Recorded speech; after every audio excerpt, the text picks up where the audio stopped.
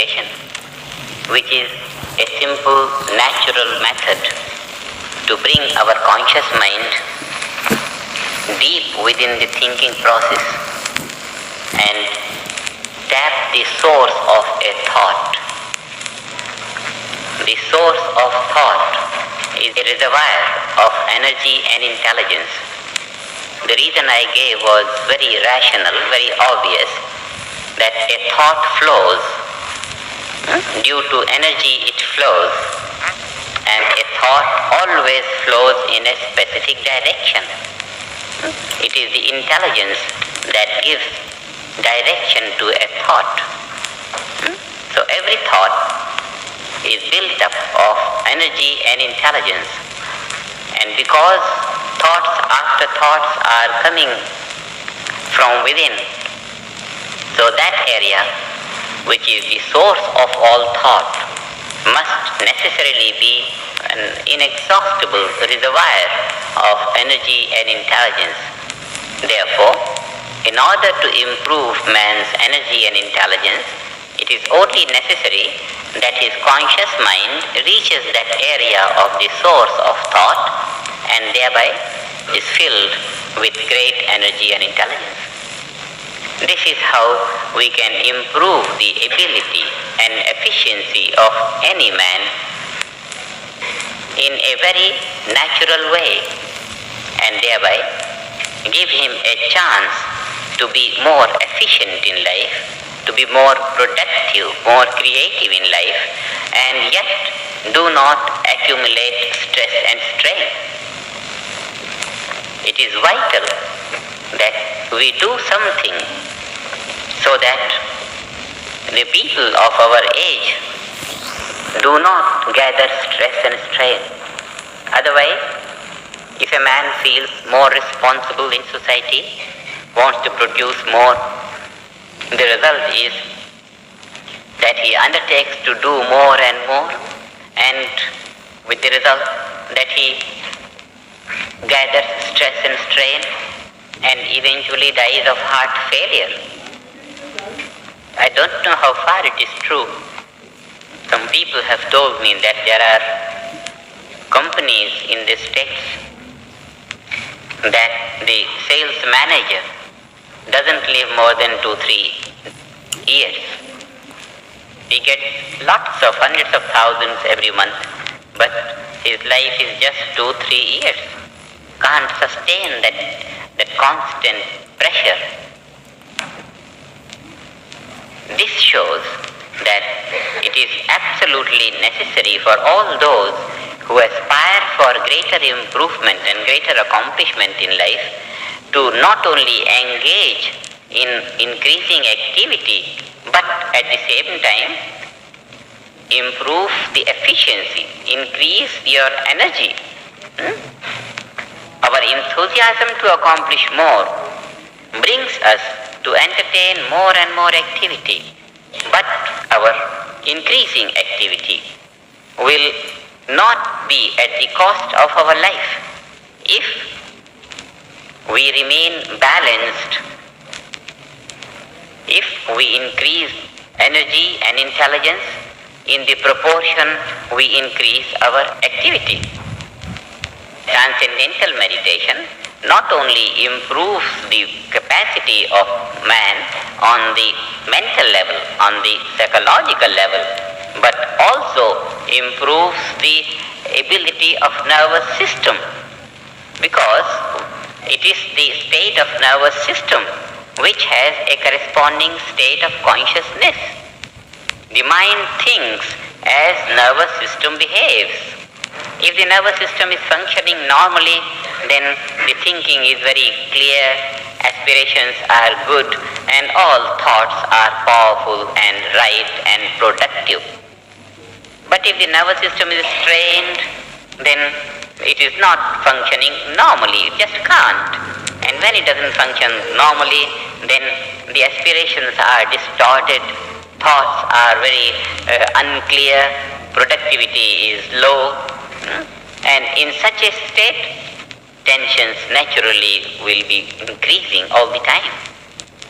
Therefore, what we concluded was that transcendental meditation is one simple natural technique whereby the nervous system could be strengthened to function normal, and this normal functioning of nervous system will produce a normal state of consciousness.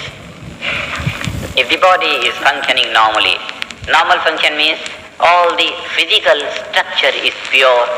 At the same time, the structure is evenly functioning on both levels, on the material level and on the structural level. The ability of nervous system will be normal, and such a normal state of nervous system will produce normal state of consciousness. A normal state of consciousness will be full potentiality of the mind for every thought. Psychology shows we are using only a small portion of the mind. Full expansion of the mental capacity in order that the thought is as powerful as it can possibly be. This can happen only to a normally functioning nervous system. Transcendental meditation is that technique. All that I have been speaking and I will speak is the result of personal experience of thousands of people in all countries, and people belonging to all classes and all nationalities, all ways of living, all faiths, all religions. This is something which is within the range of the personality of man, outer personality, inner personality, mind, and consciousness. So today we will be dealing with the states of consciousness, and then we will see how much we are living in our daily life, how much we are living, and how much great possibility is there for us to live as human beings. Commonly we live waking state of consciousness, dreaming state of consciousness, sleep states of consciousness. These are three relative states of consciousness. Those who meditate, they retire from the outside, they take our awareness from the outside and gradually go deep into the thinking process and eventually go beyond the thought, transcend thought, and then the thinking mind, the conscious mind becomes consciousness. When it goes beyond thought, then it transcends thought and becomes consciousness. This consciousness is pure consciousness. The nature of this pure consciousness is bliss. It is non-changing sphere of life, because we have transcended all the variable section of relative life and gone to the absolute. This is called being, inner being, absolute bliss consciousness. This absolute bliss consciousness is eternal. Eternal it is because it is non-changing. Everything in the relative field is changing. When I talk of the relative field, I mean all the gross and subtle aspects of creation. Finest level of creation and then the grosser and the grossest level of creation. The entire cosmos. And deep within everything in creation is that field of being, which is transcendental being, transcendent absolute. Transcendental meditation is that process which has made the realization of the absolute a scientific phenomena.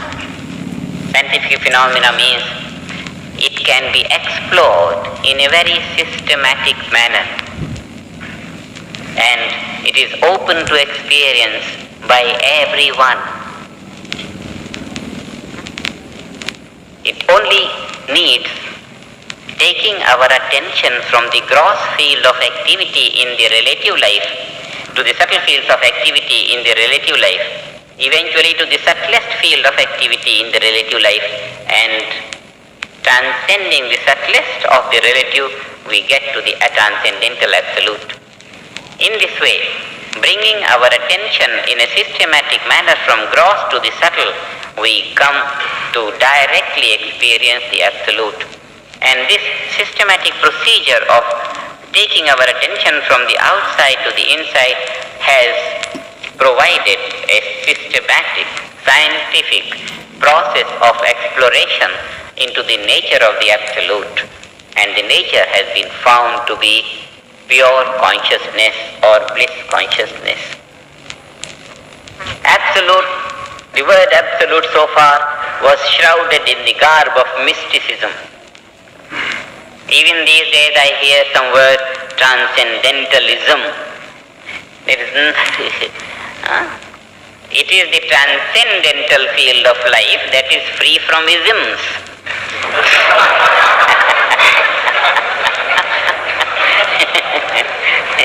All isms belong to the changing sphere of relative life.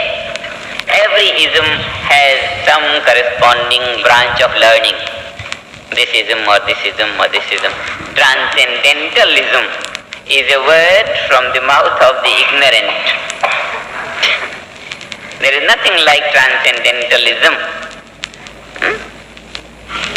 Transcendental field of absolute is free from isms. It is pure intelligence, pure being, pure existence. This pure consciousness is the basis of all these waking, dreaming and sleeping states of consciousness. How do we know it? We know it for the simple reason that pure existence is the basis of all that exists. It's very obvious. All that exists on the basis of existence. The entire relative field of phenomenal existence is based on pure existence. Waking, dreaming and sleeping, these are the three relative states of consciousness. Belonging to the relative field, they are based on the absolute being.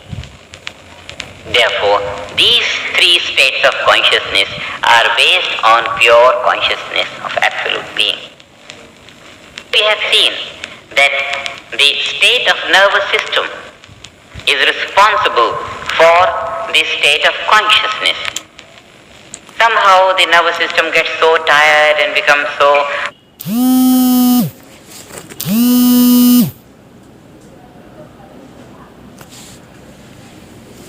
fatigued and stressed that instead of reflecting waking state of consciousness, it starts reflecting deep sleep state of consciousness. Nothing, no awareness, deep sleep. Or in between waking and sleeping, some dreaming state of consciousness. It is the resetting of the physical structure of nervous system that produces different states of consciousness. When through meditation, pure consciousness begins to be reflected by nervous system, then nervous system has a state which we call restful alertness. The entire metabolic rate becomes nil. The physical nervous system gets completely rested and yet it is alert. Inside one is awake. Mind is not functioning, it's not active, but the awareness is clear. This clarity of awareness is pure consciousness or pure awareness.